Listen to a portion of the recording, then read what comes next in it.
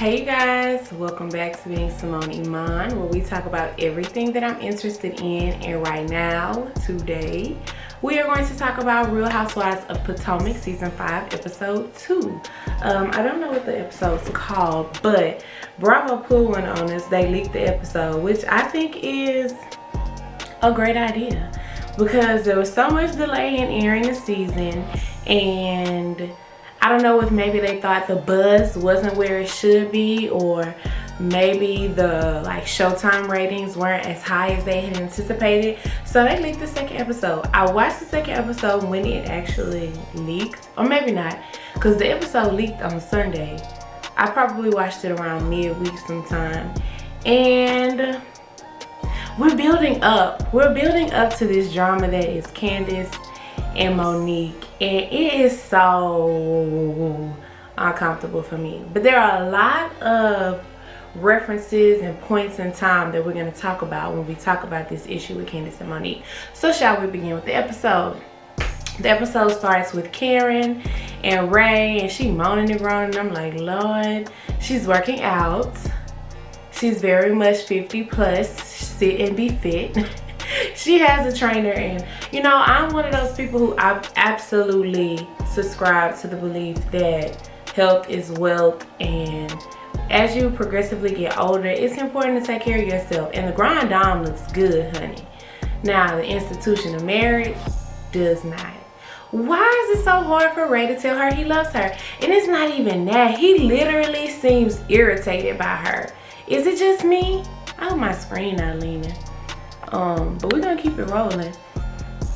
Does it seem like, yeah, I feel like Ray is irritated by Karen, and that breaks my heart. And look, I'm not a super affectionate, super lovey-dovey person, but I want my partner to be. And it just broke my heart that she said he won't tell her he loves her. That's not, look, that is not, like the girl said, that is not an institution. I think that Ray might be a little resentful, not just because Karen has a dom and she's on television and she's become a businesswoman. I think it's kind of like put a wrench in his retirement plan. Like in the earlier seasons, he was saying he wanted to move to Florida and he was ready to retire. And her having to keep up this image and this shopping habit. And Monique said on one of her lives that the check ain't that big. Because of course Potomac doesn't have the audience that a lot of the older franchises have. You know, he has to keep working to afford a specific lifestyle for them to present on television. And I believe that Ray is becoming a little resentful because of that, which is understandable. He's a human being, and the man is goddamn old. He want to go sit down somewhere. The next scene, which is the scene behind me, I was super surprised to see Giselle and Monique out having a lunch. I'm in a Potomac group on Facebook, and one of the people was like, Monique always wearing shorts. She look good. Okay, she needs to wear shorts. Them legs is shorts of all.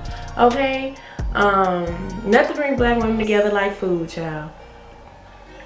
And that risotto, them Giselle had looked amazing. It was like a seafood risotto.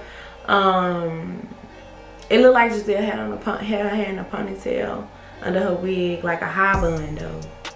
Like that wig was up here. Look, I got like an updo right now. They can't even fit in the frame. But that's exactly how Giselle wig looked. It couldn't even fit in the frame. My God, with a middle part. Giselle needs a lot of help. Giselle is a naturally beautiful girl, but her glam does not come natural at all. They say that their common bond with their great equalizer is the love they have for Ashley. And at first I was, you know, in the first video I was like, you know, I don't understand this thing with Monique and Ashley, but I guess Ashley is not.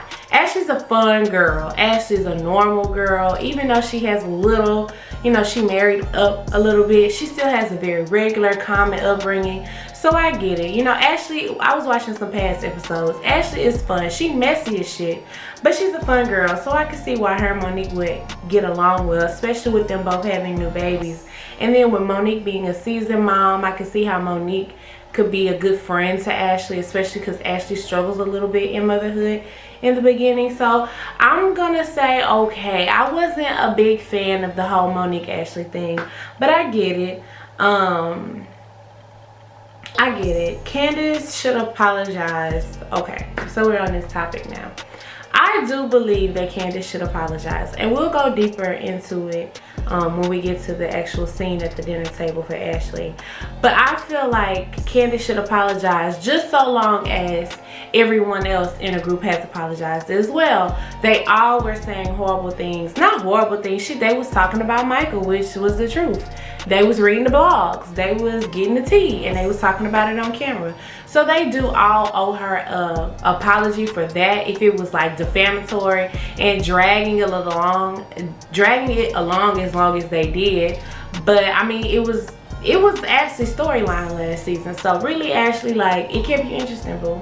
I think that they're talking about Monique and Charisse. Y'all, Charisse is miserable.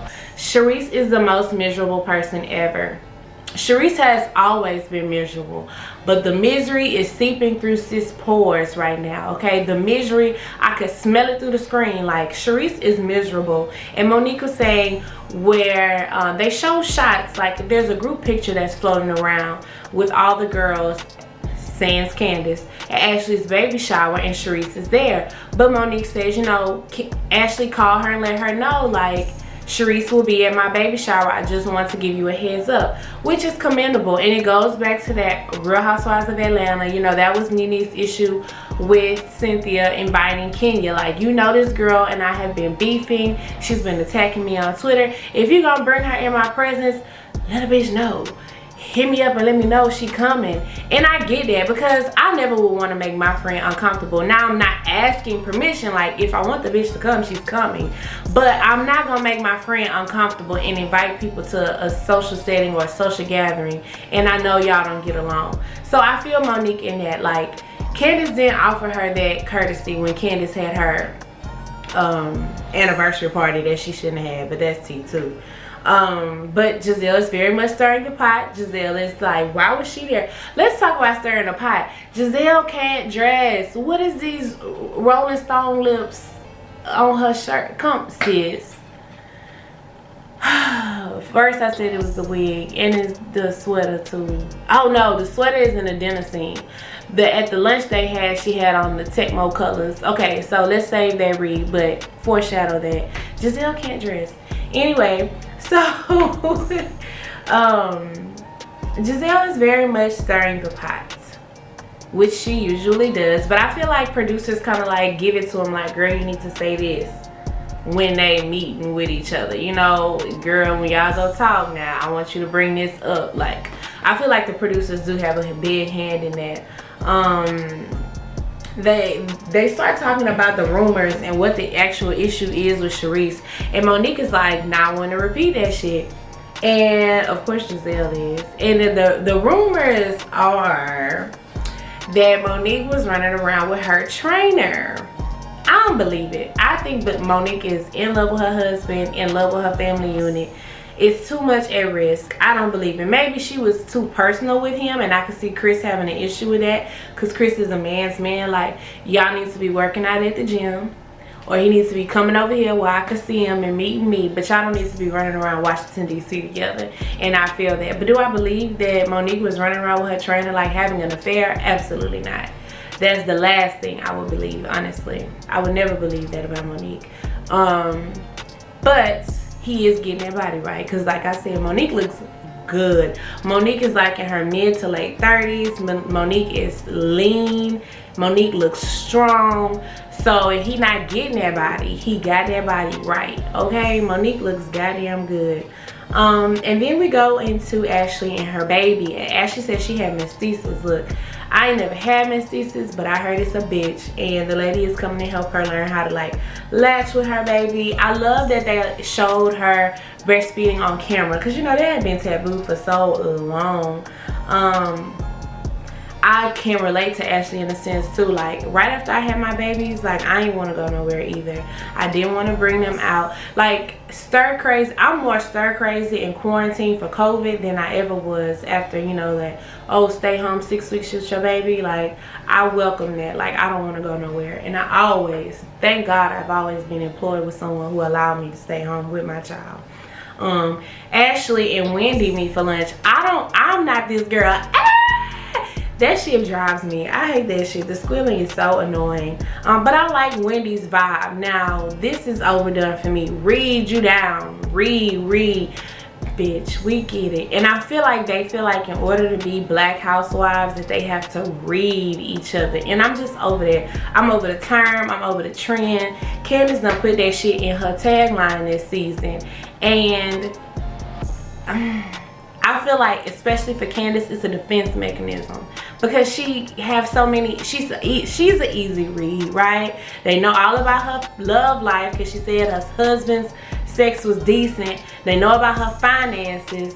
It's just like they know about her mommy issues. It's just too much. Like, she's put so much of herself out there that she has to have these walls and these defense up, so she feels like she has to read. She has to read. And I'm over. Reading needs to just be natural. It can be intent. Like, I'm coming with intent to read you bitches down. Like, not feeling it. I think that Candiace really needs to work on healing herself before she has a child, because she has a lot of issues, parental issues. Trust me, sis, I know all about them. And I really am big, like now I'm learning a lot about your womb and spirituality and things like that. I'm getting really in tune to that, and I feel like it would benefit her so much to heal all that up and then pursue having a baby, especially if she has a daughter, because you never want to repeat those things like she was saying that you went through with your children. Wendy says that she's met Karen before. I am so with Wendy on this shit. I hate to meet somebody 2 and 3 and 4 times and they still treating you like y'all just met, like this the first time. That's a pet peeve for me. Like, that'll make me stop speaking to a bitch when I see her in public. Monique and Candiace have both said that Giselle is nice, so when she have a man, it's just so sad that this is a sham. I think Monique's kids are everything. They did like those split scenes when they came back, and her little girl Melania was like, she don't want to talk about her mama day right now. That is hilarious. So they do a bunch of split screens that show Karen and Candiace, and they talking about, you know, going to Ashley's dinner. Candiace can't believe that she's been invited. She. Monique calls Ashley to tell Ashley about the dinner, and Ashley is in the moment with her, like she's listening. But it's so like that. When you have a baby, it's kind of like you got to be here, but you got to be right here too. So I so feel her in that moment. I think that a lot of times when people are going through things, for instance, when Ashley was going through what she was going through with Michael, she projects a lot. And people do that in general, human beings. When you are on the defense, you project that energy to other people. And I think that that's something that she and Ashley and Candiace have in common. You know, they project that negative energy on people as a defense mechanism. And I think it comes from them both having parental issues, because I think that that's something that they have in common. Both Ashley and Monique have parent issues. And then Juan and Giselle have lunch. What I love about Juan, now Juan was a sketchy character the first 3 seasons of this show. But what I have loved seeing in their maturation of Juan and Robin getting back where they are. If they're gonna be together, they're gonna be together. But they know one another. Like Giselle's like, oh, she needs to double the size of the rock, and Juan's like, but that's not Robin. Absolutely. And he doesn't feel pressured by the outside world, whether it's this television show, these catty ass women that she running around town with, or anybody else, to do anything or be anything that they are not genuinely together. And I love that about Juan. I believe him. Now that I've seen him, you know, at first, the first episode, I was like, oh, Juan don't seem like he really want to get married. But when he sat down with Giselle, I was like, absolutely. Juan talking to her about Jamal and what he needs to do with their kids and all that kind of shit. Jamal Bryant ain't doing none of that. Jamal Bryant is making all the wrong turns, all the false moves. He ain't proving nothing to these little girls. He is going to ruin his relationship with his daughters. And him and Giselle doing this all for a storyline. And it's sad. It's really sad. They go to Candiace and Chris is cooking shit. Chris don't do shit else but cook, okay? Chris is in the kitchen cooking, and Candiace comes out with her cash doll flips ponytail, and she's talking about having a baby. And she was like, I'm not gonna lie, a part of me was disappointed. If you are in a committed relationship, if you're not worried about knowing who your baby daddy is, if you married, you do get a little sense of disappointment, whether you were planning to make a baby or not, when your pregnancy test comes back negative. But like I said previously, Candiace got a lot of shit she needs to heal up. Candiace needs to grow up before she has children. Or maybe it'll be one of those situations where being a mother will grow her up, will help her to mature in a sense. My ears picked up when she said that she was envious of Ashley because Ashley knew she wanted to be a mom. Ashley was committed to being a mom, and she really wasn't in that place at the time. Like, she's scared to have kids. And it's not even like she's scared of labor and delivery or just actually the physiology of being pregnant. She's scared of being a mom, the relationship shit. And that's a red flag. Like, sis, you need to heal that up before you do anything. And so, also, I made a note in my notes. I really like that. Only Chris could be with Chris. Chris can sit back and laugh. Chris could be with Candiace, I'm sorry. Chris can sit back and laugh at Candiace and laugh at the things she says, go along with her missteps and her misspeaking, and still love her unconditionally. So they are in a very good relationship. They are so evenly matched with one another. Dun dun dun. So we get to the dinner scene. Now we can read Giselle's outfit, okay? Giselle needs help in styling. Giselle needs help in styling her outfit, her living room, her hair.